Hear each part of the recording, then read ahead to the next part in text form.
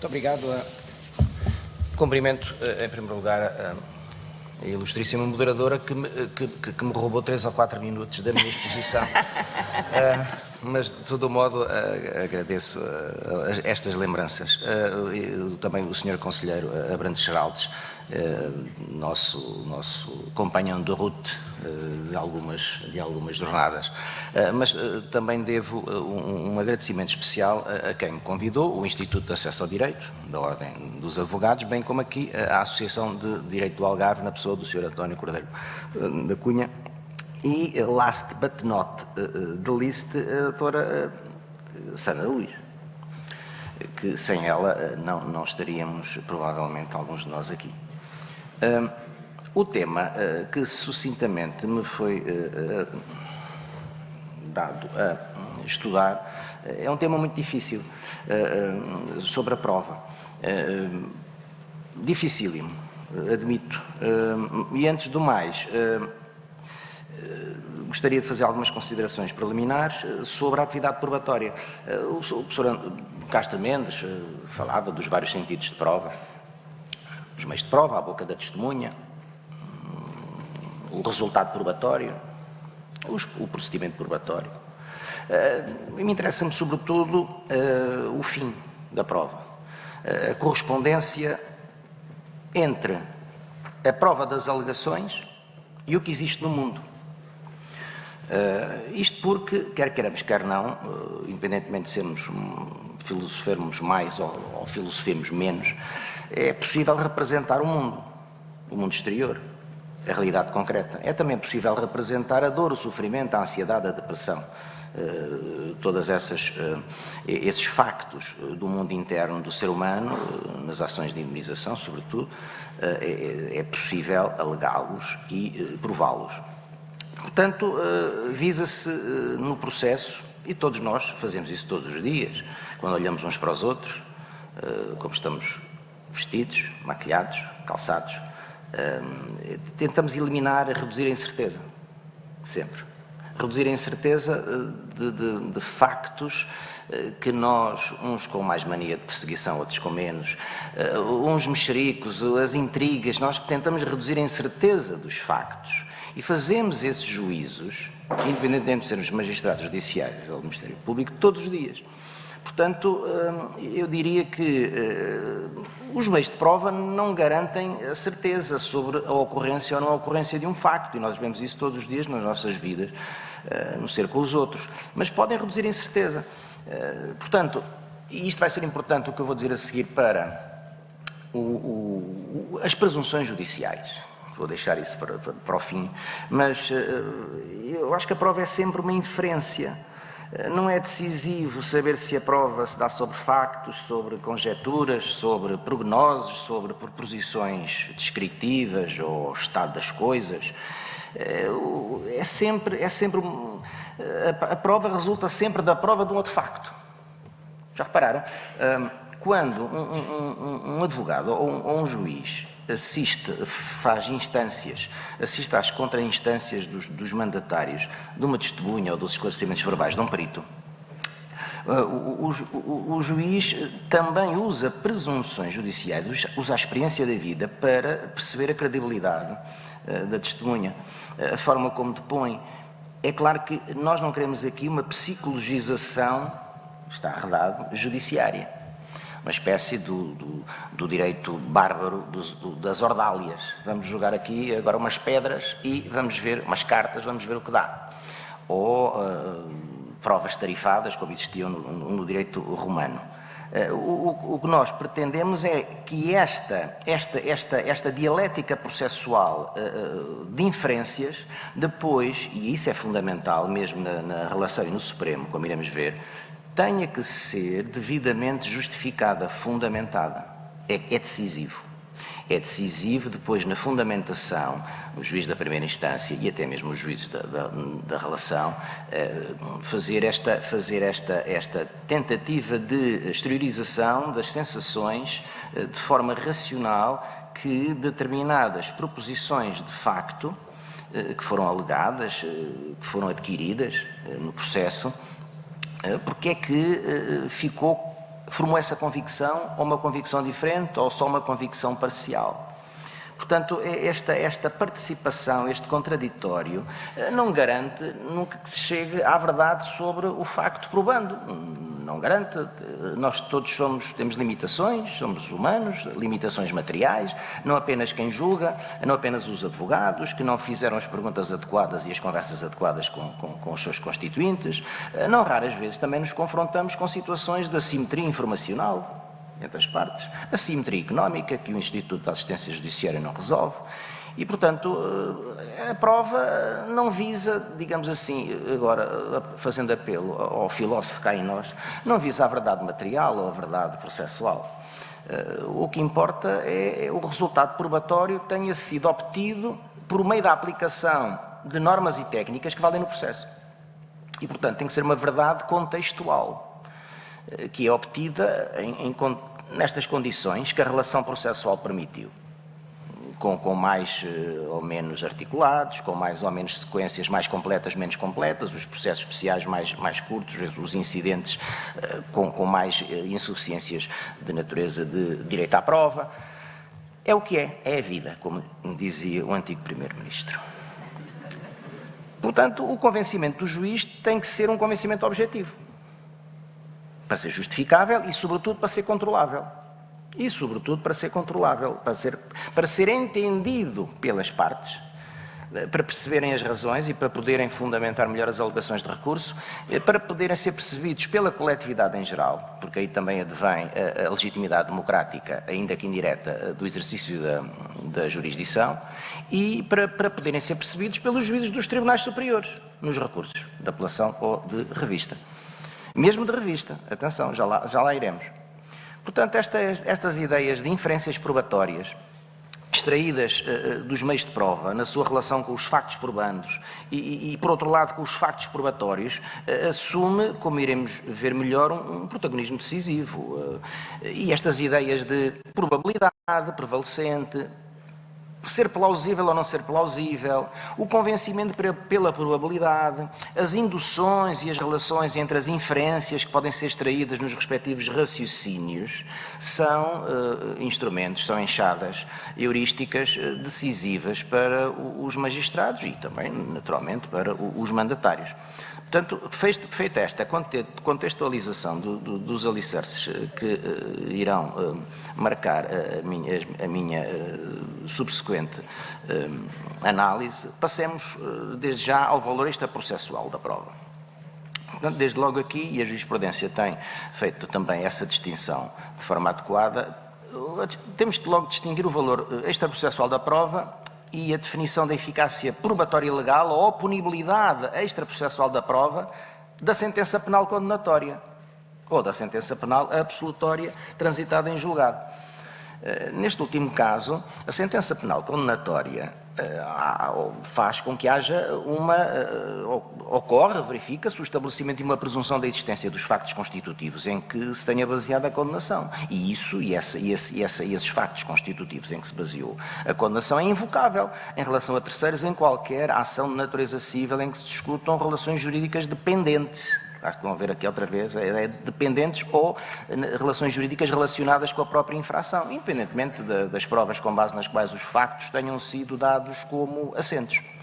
E os próprios arguídos. Em relação aos arguídos, os factos referidos na mesma norma devem ser considerados provados no processo civil.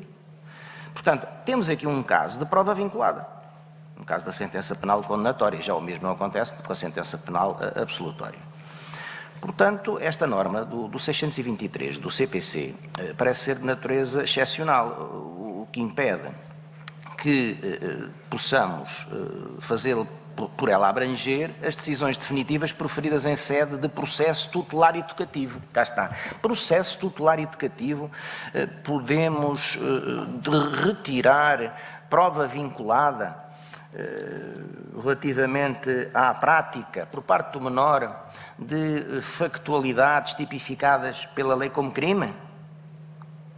E realmente concordo com a jurisprudência segundo a qual não, porque as garantias presentes no processo penal não se replicam ou não se mimetizam no âmbito do processo tutelar educativo, de forma a poder-se concluir por uma idêntica tutela garantística. Também devemos distinguir o valor extraprocessual das provas e os factos que no primeiro processo foram tidos como assentes. Às vezes isto, e o senhor conselheiro também poderá eventualmente ter em mente este tipo de pensamento na intervenção que vai fazer. Porquê? Porque os factos objeto de julgamento e declarados provados numa ação judicial não podem ser considerados e declarados como provados numa outra ação distinta, com base na certidão da sentença. O que não significa que tais factos não possam ser, não tenham que ser completamente desprezados. Atenção, vigora sempre depois, subsidiariamente, o princípio da livre apreciação da prova. Mas vamos a coisas concretas e de direito positivo. Quais são os requisitos para que a valoração da prova feita fora de um processo em que foi produzida possa nele valer? 3 requisitos: que se trate de prova testemunhal, prova por depoimento de parte ou por perícia produzida em audiência contraditória. Primeiro requisito. Segundo requisito, que a invocação seja feita contra a mesma parte. Que o processo onde a prova foi produzida não ofereça menores garantias de contraditório que aquele onde vai ser invocada, pois, caso contrário, essa prova valeria apenas como mero princípio de prova. Agora notem uma pequena subtileza. O artigo 522, número 1 do CPC, que é o artigo que estamos a tratar, não exige a identidade de parte no processo em que a prova é produzida e naquele em que é invocada. Não façamos aqui confusões com alegados requisitos da litispendência. Apenas se exige que a parte contra quem é invocada tenha sido parte no primeiro processo e que nele tenha sido observado, nesse processo, o princípio do contraditório, isto é, que tenha sido convocada para os atos de preparação, tenha sido convocada para os atos de produção de prova e admitida a neles intervir. Independentemente, notem, independentemente dessa parte ter estado efetivamente presente e ter tido intervenção efetiva. Mas teve a oportunidade. Portanto, a prova lá produzida pode também ser prova, como a expressão brasileira que já foi importada para cá, a prova pode ser emprestada no outro processo. Por exemplo, uma perícia à letra realizada no âmbito do inquérito criminal, em que o autor foi denunciado e constituído arguido, será que pode ser validamente importada para o processo de natureza cível, em que se pede a condenação do denunciante, naqueles autos por violação de direitos de personalidade? Em princípio pode. E o mesmo se dirá no âmbito da declaração confessória. E aqui a declaração confessória, no quadro do depoimento de parte, temos que ter em conta a norma do Código Civil, o 355, o número 3, que estabelece que a confissão feita num processo só vale como judicial nesse processo onde é feito. Portanto, não é confissão judicial no outro processo onde pretende ser usada. Mas a parte que se pretende aproveitar dessa prova emprestada é que tem que ter o ónus de indicar essa produção, na parte em que pretende invocar no processo e tem que invocar de forma especificada relativamente aos temas de prova enunciados. Os temas de prova enunciados, muitos ou poucos, 3, 4, 2 ou 5, essa parte tem que dizer, olha, o tema de prova número 2, eu quero usar um documento, um conjunto de um relatório pericial, porque estão reunidos os requisitos do artigo que permite este valor extraprocessual da prova. Passemos à prova ilícita. O tempo não é muito, ainda temos as presunções judiciais. Quanto à prova ilícita, há sempre, eu vou ler a norma da Constituição, o artigo 32, número 8, da Constituição da República Portuguesa, segundo o qual são nulas todas as provas obtidas mediante tortura, coação, ofensa da integridade física ou moral da pessoa, abusiva, notem, abusiva, o adjetivo, abusiva intromissão na vida privada, no domicílio, na correspondência e nas telecomunicações. Então, a questão é saber se esta norma pode ser aplicada que aparentemente é uma norma para o processo penal, pode ser aplicada ao processo civil. Realmente há aqui algumas discussões na doutrina. Eu julgo que sim. Esta norma não é uma norma excepcional. Portanto, logo à primeira vista, esta resposta podia-nos, e vocês que estão a ouvir, e podiam pensar, sobressaltar os espíritos. Então como é que é? Então se isto pode ser aplicado ao processo civil, então não se consegue, depois os mandatários não conseguem convencer o juiz de nada. Relativamente, quando há aquisição da prova, quando lá atrás há, digamos, um fruto envenenado. Calma, não é bem assim. A ilicitude da prova obtida através de violação da dignidade humana é clara, também. A ilicitude da prova decorrente da violação da integridade moral ou física, artigo 25, a dignidade humana, artigo 26, também é clara. As provas obtidas mediante tortura, coação, ofensa à integridade física são nulas em processo civil. Trata-se de uma ilicitude absoluta. As provas obtidas mediante intromissão abusiva, notem, abusiva na vida privada, no domicílio, na correspondência e nas telecomunicações são nulas. Só que aqui é abusiva. Se é abusiva, pode ser abusiva ou não abusiva. Portanto, há uma ilicitude relativa, pois ela só se verificará se a intromissão for de facto abusiva. Portanto, podíamos pensar, então se este número 8 do artigo 32 é aplicado ao processo civil e não apenas ao seu campo, o setor normativo de atuação ao processo penal, teríamos que convocar o princípio da proporcionalidade. Quando aplicamos esta norma aos conflitos de direito privado, à formação de convicções nos conflitos de direito privado. Mas será que verdadeiramente, na resolução destes conflitos intersubjetivos no processo civil, na fase da prova, o princípio da proporcionalidade serve, tal como tradicionalmente tem sido, e eu próprio faço uma meia-culpa, porque na altura não fiz esta distinção, apenas me servi do princípio da proporcionalidade para dizer assim, olha, por exemplo, um exemplo que tenho no manual, numa ação de divórcio, as fotografias, os SMS que ela ou ele conseguiu recolher ilicitamente sem consentimento, até em locais não públicos, em locais privados, podem ser juntos ao processo, podem ser admitidos e valorados. À luz do princípio da proporcionalidade. Mas é preciso esclarecer isto melhor. É que o princípio da proporcionalidade, quando aplicado ao processo civil, faria com que tivéssemos que, à partida, analisar o mérito e o conteúdo dos direitos subjetivos em confronto. O direito ao divórcio, por exemplo, o direito à intimidade da vida privada, a reserva da intimidade da vida privada, a não intromissão das telecomunicações da outra parte. Então, teria que o julgador, vejam esta análise heurística, a forma de abordar o problema, o legislador teria que, antes de julgar o caso, já julgar os direitos subjetivos em confronto para poder aplicar aquelas regras em que se densifica o princípio da proporcionalidade. Adequação, necessidade, ou seja, estava já a fazer um pré-julgamento dentro do julgamento. O carro à frente dos bois, é uma espécie de, como o antigo problema da legitimidade processual, que o professor Alberto Reis tem que se analisar se a parte é titular da relação material controvertida para dizer se é parte legítima. Então estamos a meter o carro à frente dos bois. Aqui seria a mesma coisa.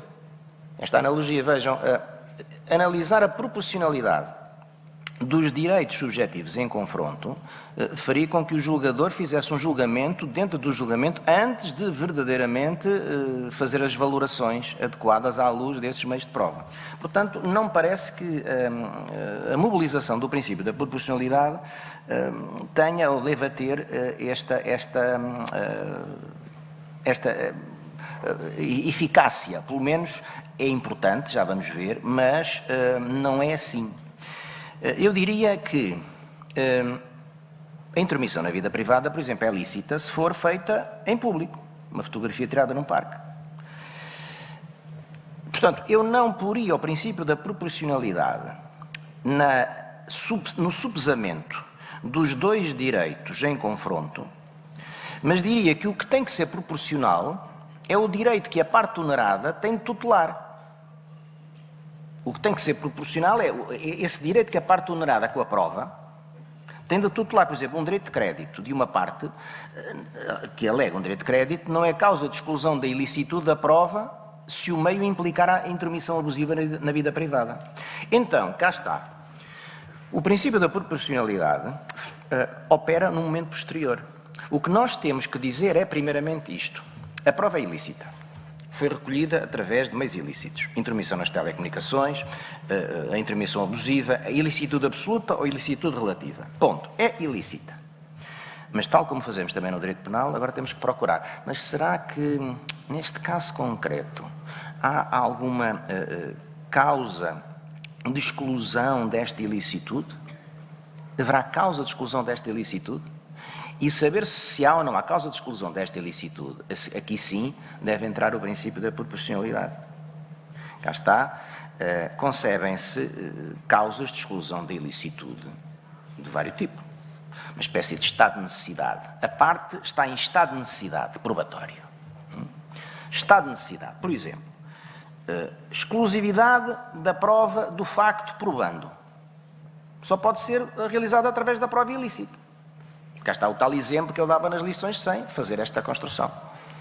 A prova é ilícita, mas não a prova da violação, na altura dos deveres conjugais, daquele correto dever conjugal, ou a prova da violação de uma situação objetiva de falência, de insolvência do casamento, não se pode dar senão desta forma. Não há outro meio de prova? Não.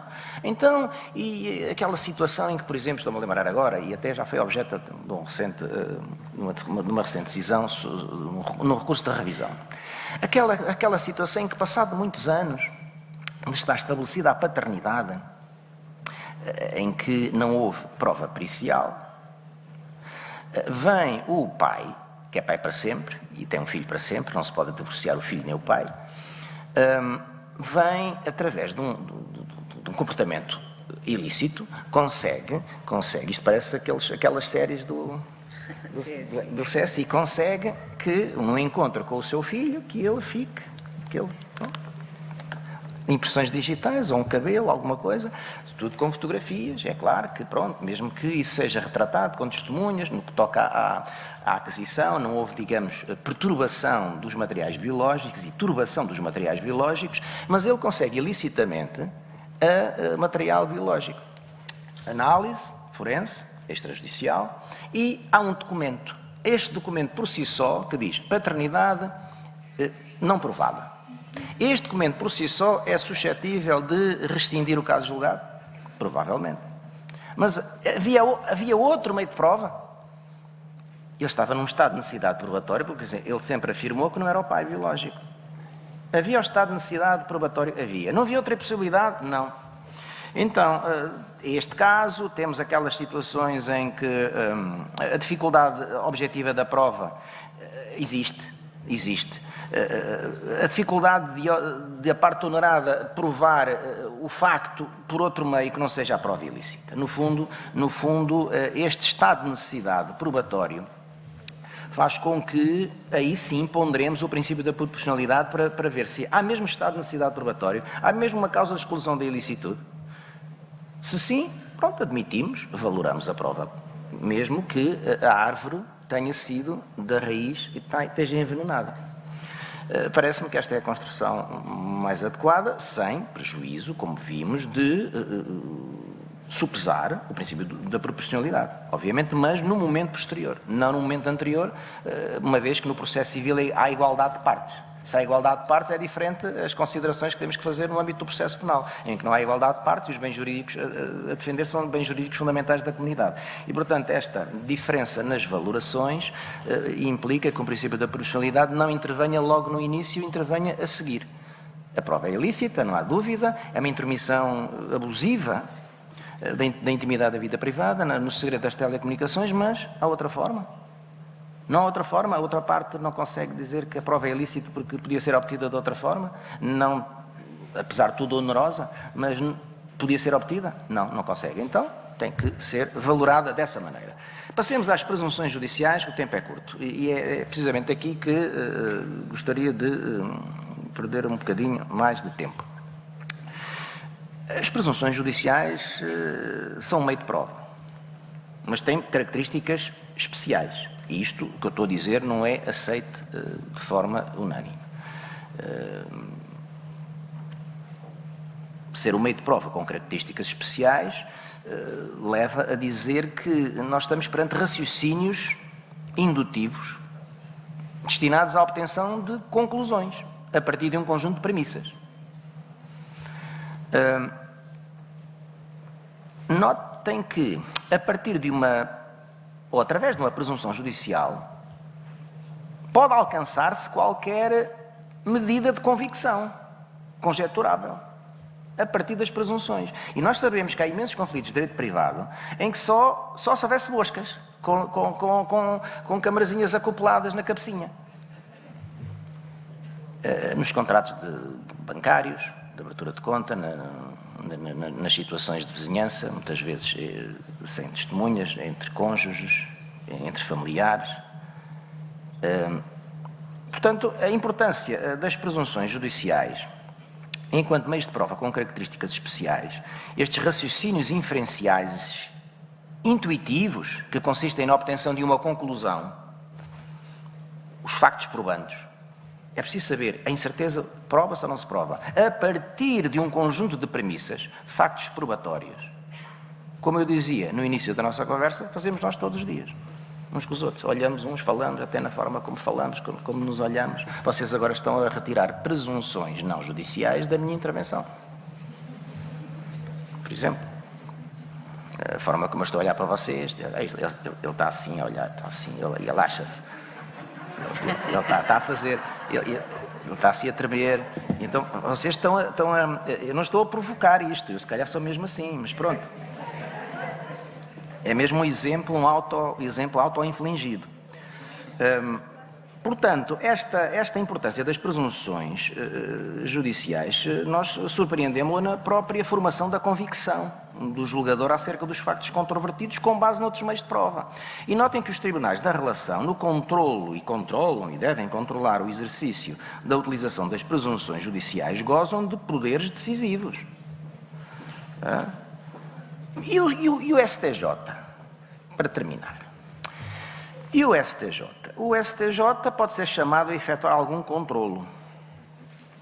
O controlo do STJ do uso das presunções ou do não uso por parte das relações pode incluir-se na eventual violação do artigo 607, número 5, por força do 674.1, no âmbito dos recursos de revista, a linha B, violação da lei de processo. Portanto, isto, ao permitir o controlo do STJ da omissão do uso de presunções judiciais por parte das relações, não deixa de ser matéria de direito. Cá está. Matéria de facto, matéria de direito. Eis a dúvida. Ser ou não ser? Ser ou não ser? É tudo um círculo hermenêutico. Agora, nós temos que ser, nos casos concretos, autocontidos, para não transformarmos os Supremos Tribunais numa nova instância de revisão sobre os factos. E esse tem sido um aspecto comum em todas as jurisdições. Umas mais, outras menos. De todo modo, não nos repugna, antes pelo contrário, não nos repugna defender e afirmar que as regras da experiência pertencem ao direito. São também matéria de direito. As regras da experiência.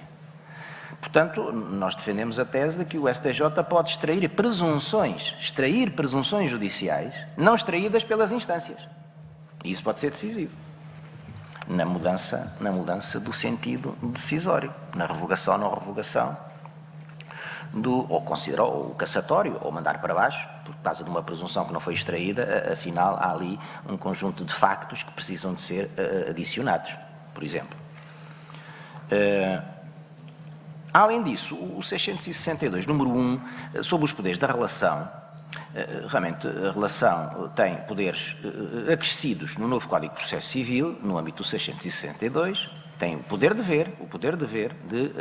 fazer, se for caso disso, o reexame ou a reponderação novos meios de prova que não foram produzidos, ou mandar determinar a produção dos mesmos meios de prova, atendendo, sei lá, alguma falha na gravação, que não se percebe bem, ou há dúvidas relativamente à convicção da testemunha da contradição que ela fez 3 minutos antes. Bom, esses poderes, o Supremo poderá ser chamado a intervir de forma corretora. Por exemplo, se são insuficientes as premissas de uma inferência presuntiva, cuja conclusão é uma proposição de facto dada como provada, provado que o Supremo pode considerar que os julgadores do Tribunal ACO, portanto do Tribunal recorrido, violaram o tal artigo 607, número 5.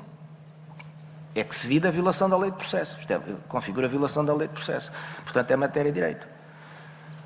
E o Supremo pode, desta maneira, controlar se a relação deixou de alterar, como se lhe impunha, a decisão sobre a matéria de facto.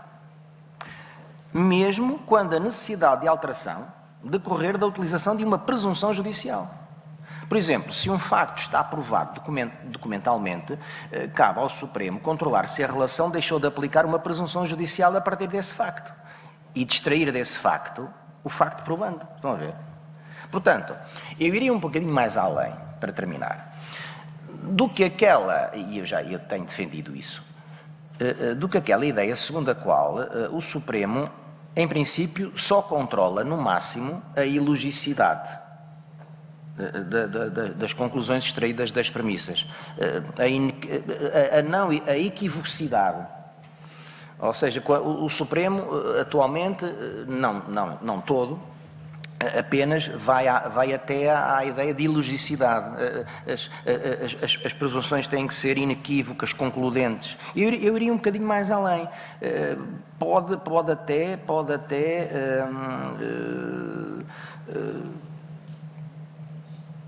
controlar se a relação deixou de aplicar uma presunção. E distrair, se deixou de aplicar, distrair desse facto o facto probante, por exemplo. Portanto, isto é um terreno pantanoso, um terreno minado, qual a Ucrânia, é um terreno minado, mas com alguma prudência, nós podemos, nos Supremos Tribunais, retirar todo o sumo que estes raciocínios e de inferências sobre os factos probatórios permitem retirar e fazer concluir factos probandos, à luz da experiência da vida, de homens e mulheres, à luz das regras da experiência e das regras científicas.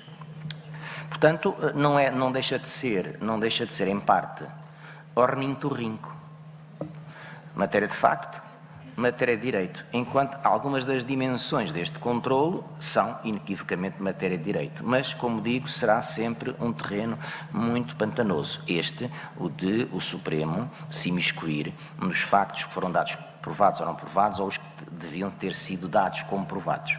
Mas, apesar de tudo, as presunções judiciais são um meio de prova que tem sido, de alguma maneira, desconsiderado, um meio de prova pobrezinho, porque tem estas características muito especiais. Muito obrigado pela vossa paciência.